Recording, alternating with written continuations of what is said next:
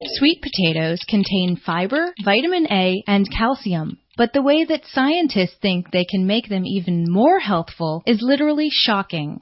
Researchers found that giving a jolt of electricity to sweet potatoes increased the level of antioxidants known as polyphenols by 60%. The investigators placed sweet potatoes in a solution of sodium chloride. They found that 0.2 amps of direct current gave the potatoes nearly 1.5 times more antioxidants than potatoes that weren't shocked. The research was presented at the national meeting of the American Chemical Society. It seems that the electric zap stressed the potatoes into producing more polyphenols as a protective mechanism, and the treatment did not sacrifice flavor.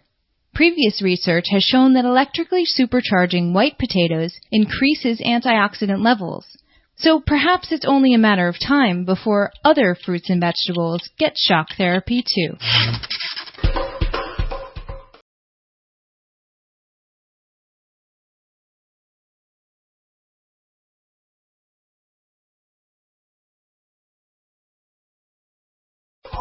As a kindergarten teacher might say, sharing is caring. She might not mention that cooperation is also a great way to form a community and thus improve everyone's chances of survival. Humans aren't the only ones to apply this strategy. Marine bacteria also form cooperative populations, according to a study in the journal Science. Researchers examined the genomes of bacteria belonging to the Vibrionaceae family. In the lab, they grouped together bacteria with similar genetics that coexist in the same microhabitat. The scientists expected that within any given population, individuals capable of producing antibiotics would use these chemical weapons against others. But when they looked at interactions between different strains of Vibrionaceae, they found that only a few members of any given population could produce the bacteria-killing substances, and the rest of that community was resistant to those particular compounds. But the antibiotics could fight off foreign populations while leaving members of the home group unharmed. This arrangement implies a bacterial social structure, where individuals help the group as a whole. Cran-hoarding toddlers might want to take note.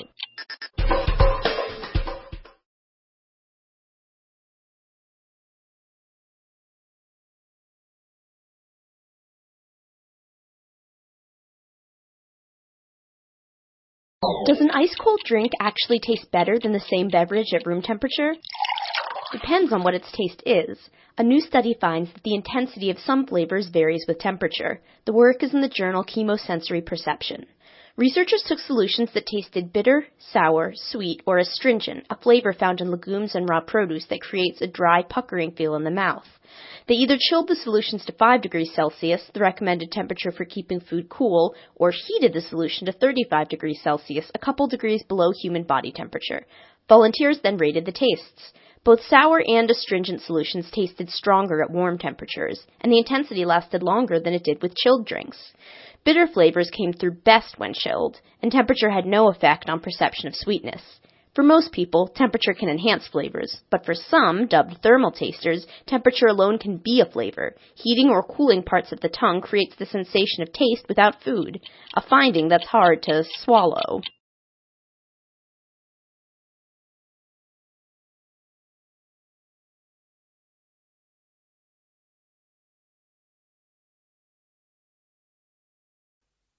The main reason why MSG is more commonly used in Japanese meals is tradition. For many thousands of years, the Japanese have incorporated a type of seaweed known as kombu in their cooking, as they discovered it had the ability to make food taste better.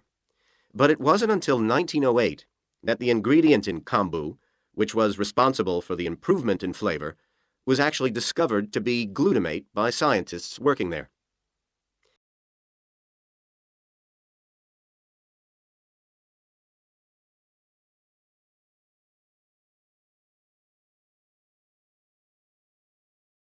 Carbon-rich soil is dark, crumbly and fertile and retains some water. But erosion can occur if soil is dry, which is a likely effect if it contains inadequate amounts of carbon. Erosion is of course bad for people trying to grow crops or breed animals on that terrain. In the 1970s and 80s, Lau was studying soils in Africa so devoid of organic matter that the ground had become extremely hard, like cement. There he met a pioneer in the study of global warming, who suggested that carbon from the soil had moved into the atmosphere. This is now looking increasingly likely.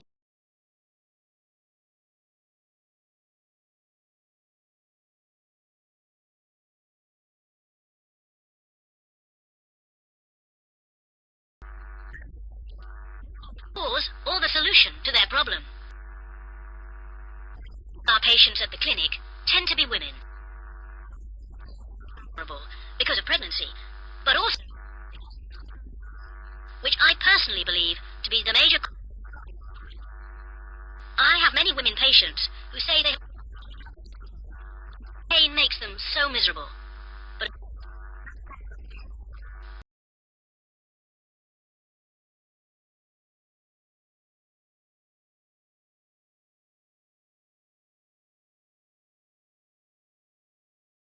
living in the Antarctic hasn't always been so comfortable. Snow buildups caused enormous problems for 4 previous stations on the same site, which were buried and finally crushed by the weight. Fortunately, no one was hurt, but these buildings became a huge challenge to architects, who finally came up with a remarkable solution. The buildings are placed on platforms, which can be raised above the changing snow level on legs which are extendable.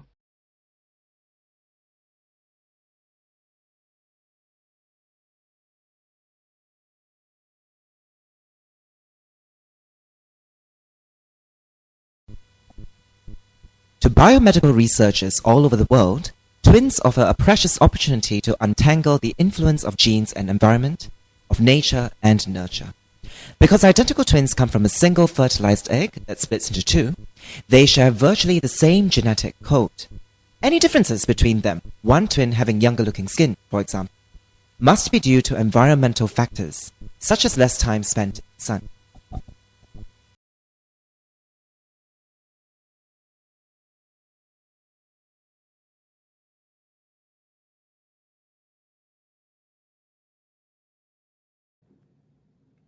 Using the internet has become a normal part of everyday life for many people. They use it to book airline tickets or to access news about world events or to follow the fortunes of their favorite football club.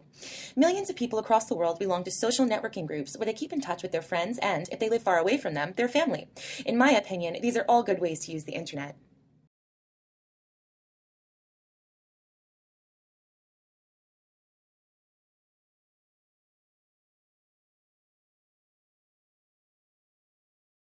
The walls are made of several layers of honey-coloured wood, all sourced from local beech trees. In order to improve the acoustic properties of the auditorium and to amplify the sound, they are not straight, they are curved. The acoustics are also adjustable according to the size of orchestra and the type of music being played.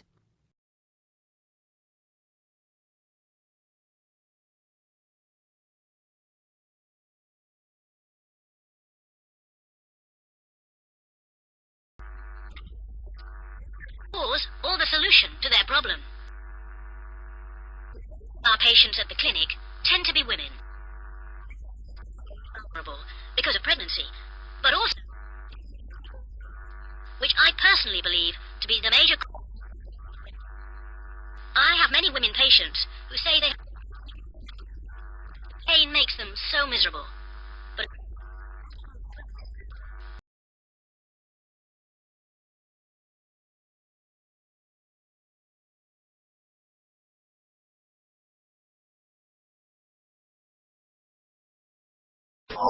in lab tests, music and lighting can affect how much people eat. Now a study has found that changing the ambiance of a fast food restaurant to more of a fine dining atmosphere lessened the amount of food people crammed into their pie holes. To quote the paper, softening the lighting and music led people to eat less, to rate the food as more enjoyable, and to spend just as much. That last finding means that fast food joints, which are accused of contributing to the obesity epidemic, might actually try it. The study was led by well-known eating behaviorist Brian Wansing from Cornell University and appears in the journal Psychological Reports. The researchers converted part of a Hardee's so that it had soft lighting and slow jazz instrumentals. The patrons were expected to possibly eat more in the relaxed section because they'd linger, maybe get dessert, but they actually averaged 18% fewer calories per meal than the folks in the rowdy section, down from an average of 949 calories to 775. The overall experience appears to have been a more satisfying meal, even if there was less of it.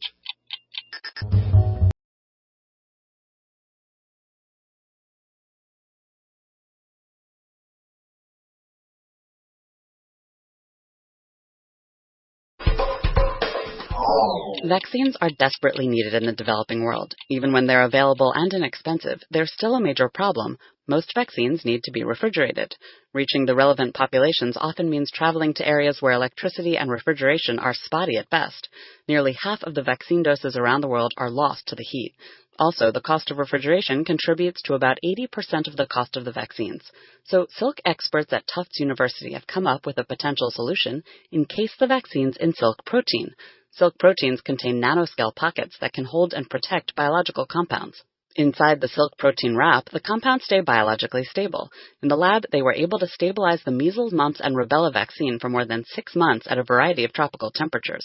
The technology also worked with antibiotics. Stored at a month at temperatures reaching 140 degrees Fahrenheit, the antibiotics kept their potency. The research is in the Proceedings of the National Academy of Sciences.